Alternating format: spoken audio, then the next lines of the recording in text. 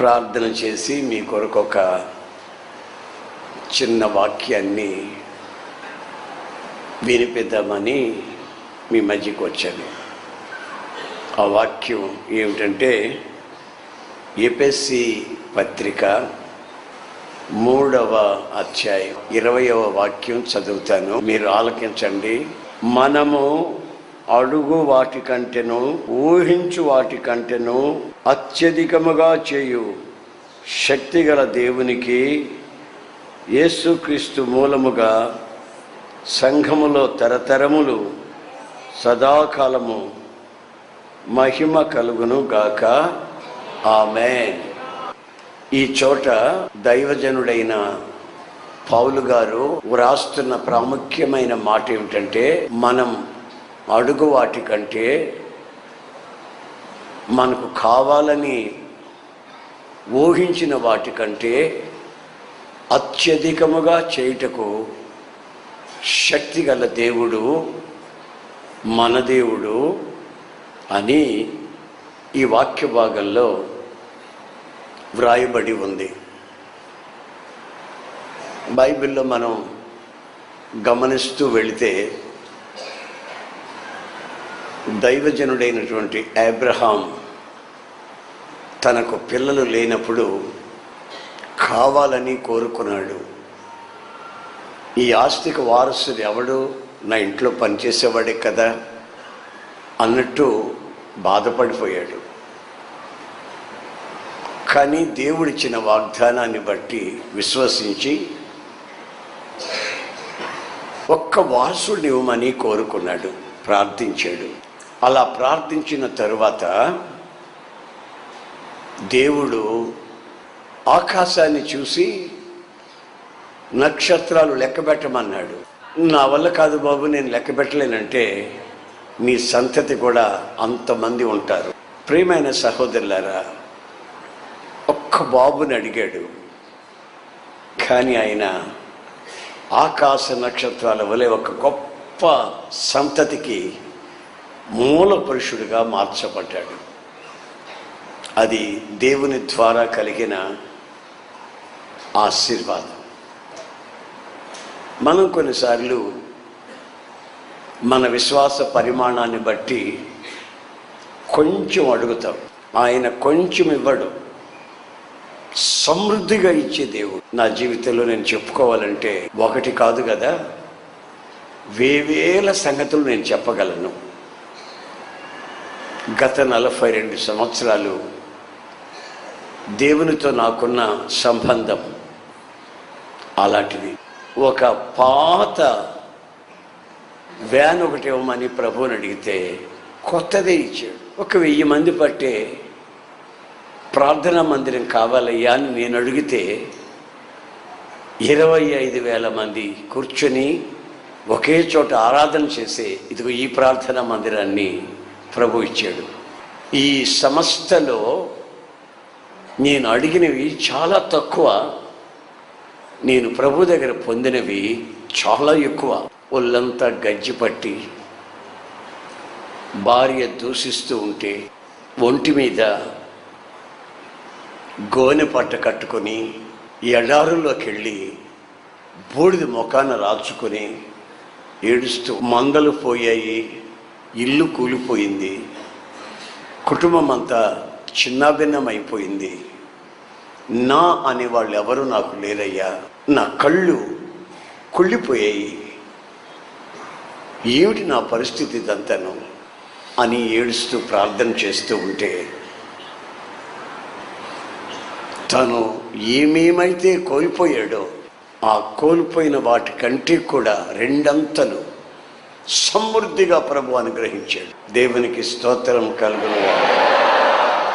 కోల్పోయింది ఒకంత, ఆయన పొందింది 2 ఇవన్నీ గమనించిన దైవజనుడైన పౌలు, మనం అడుగు వాటికంటే, మనం ఊహించిన వాటికంటే అత్యధికముగా చేయట శక్తి గల మన దేవుడు స్తుతించబడును గాక.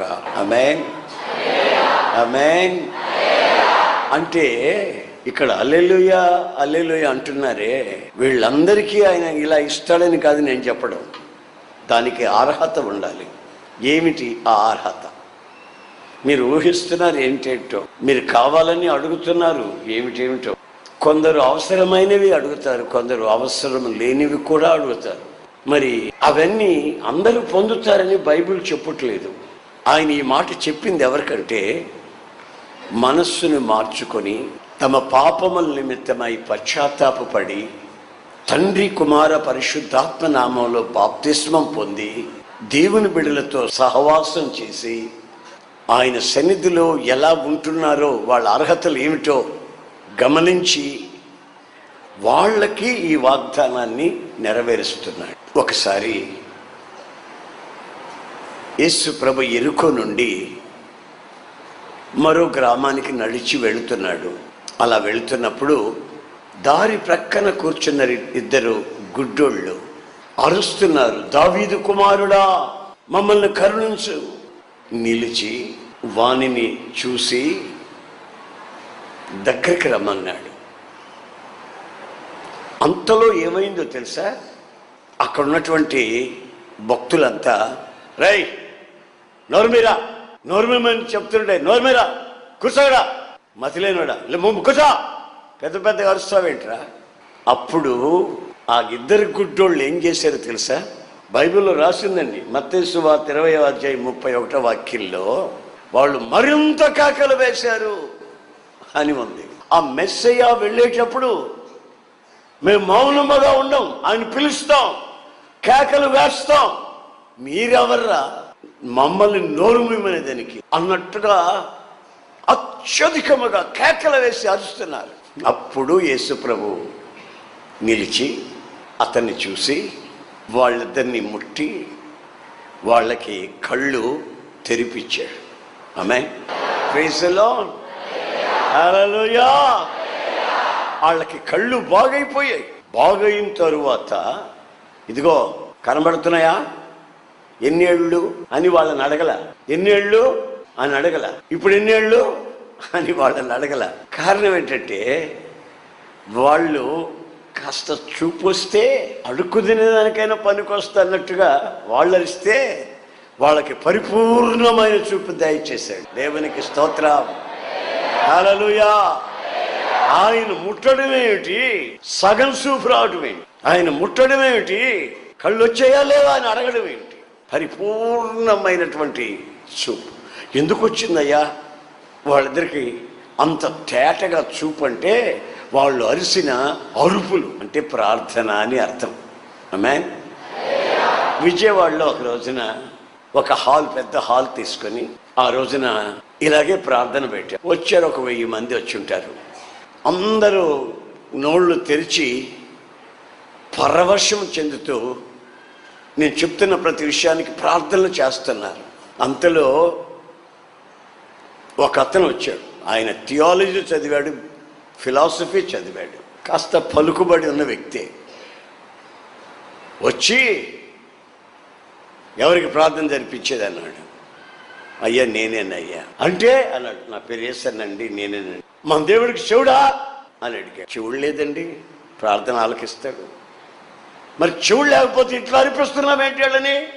గొంతు కోసిన మేకల్లాగా అరుస్తున్నారు వీళ్ళంతాను, ఇది కూడా ఒక ప్రార్థన అన్నాడు. నాకు చాలా దుఃఖం అనిపించింది. హెబ్రీ పత్రికలో నేను చదివినప్పుడు అక్కడ ఏముందో తెలుసా?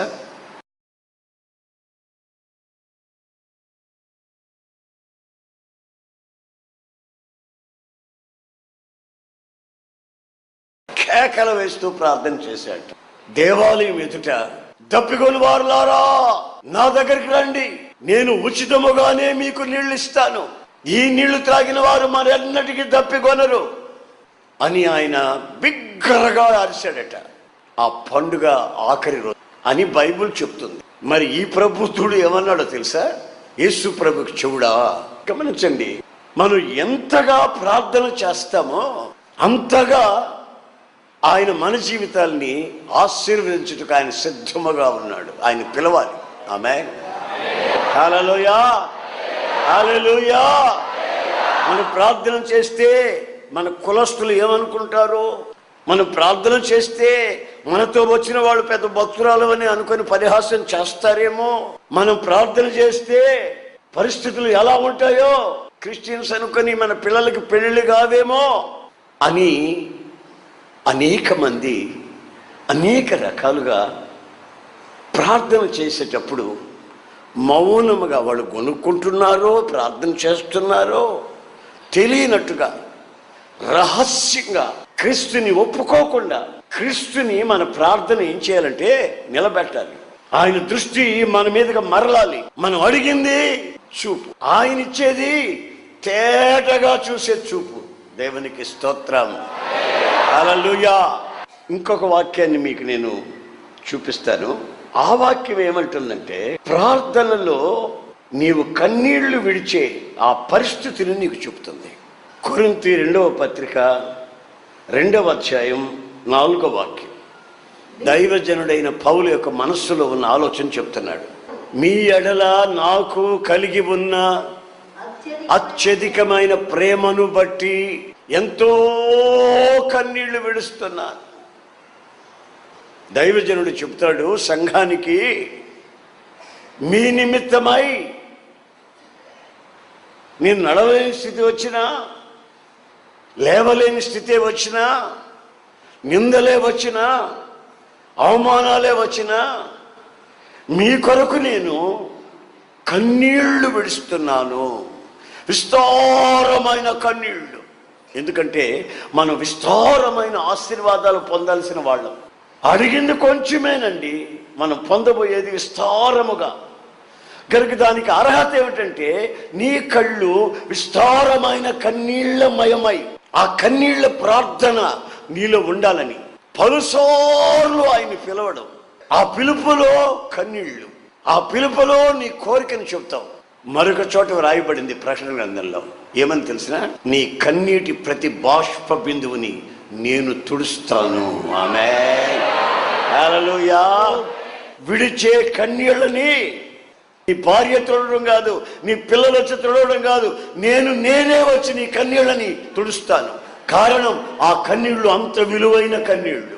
2 రోజులు 3 రోజులు భర్త మాట్లాడకపోతే అదొక ఏడుపు, భార్య పట్టించుకోకపోతే 2-3 రోజులు అదొక ఏడుపు, ఎవరైనా ఏమన్నా అన్నారనుకో అప్పుడు అదొక ఏడుపు. రకరకాల ఏడుపులండి. ఒక అబ్బాయిని నేను,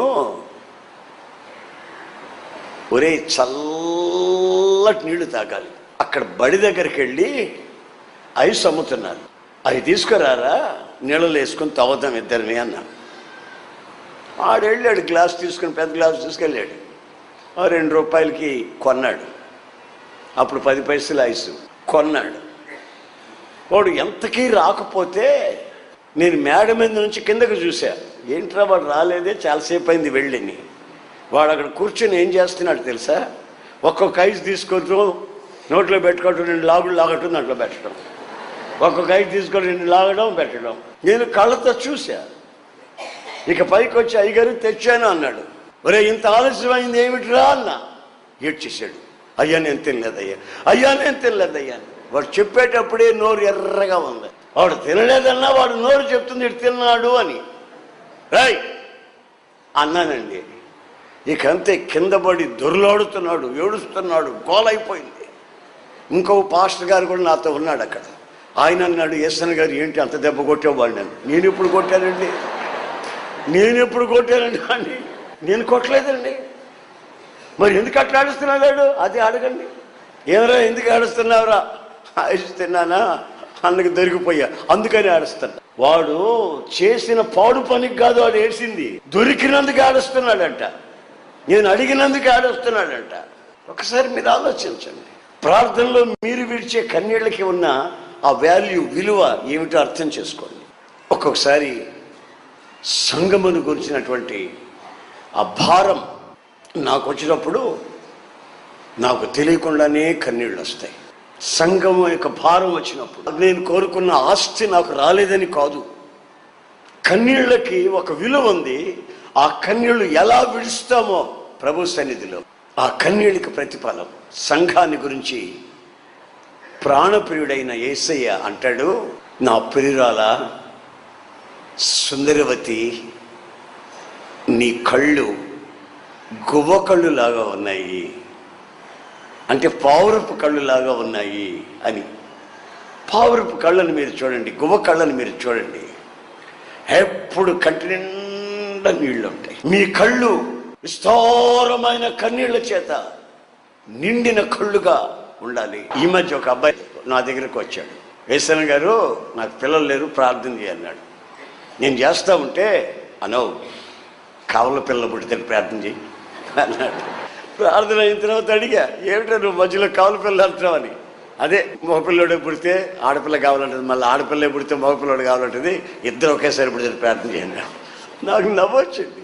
అంటే దేవుని యొక్క మాట కూడా అలాగే ఉంది. నీవు ఊహించిన దానికంటే, నీవు ఆశించిన దానికంటే, కోరుకున్న దానికంటే అత్యధికముగా చేయటకు శక్తి గల దేవుడు మన దేవుడు. ఆమేన్.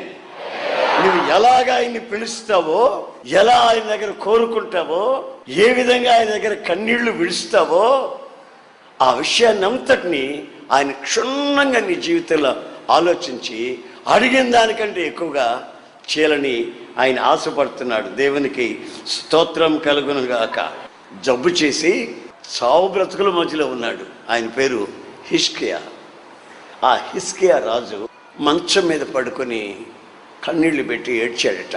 దేవుణ్ణి కోరుకున్నాడట, అయ్యా నా ఇల్లు నేను చక్కబెట్టుకుంటాను, నా మొర ఆలకించయ్యా, నీ దృష్టికి ఏదైనా నేను పొరపాటు చేస్తుంటే క్షమించు బాబు, నీవు నన్ను చూస్తూ ఉన్న దేవుడివి, నీకు మరుగై నేనేం చేయగలయ్యా అని పశ్చాత్తాప్తుడై ఏడ్చాడు.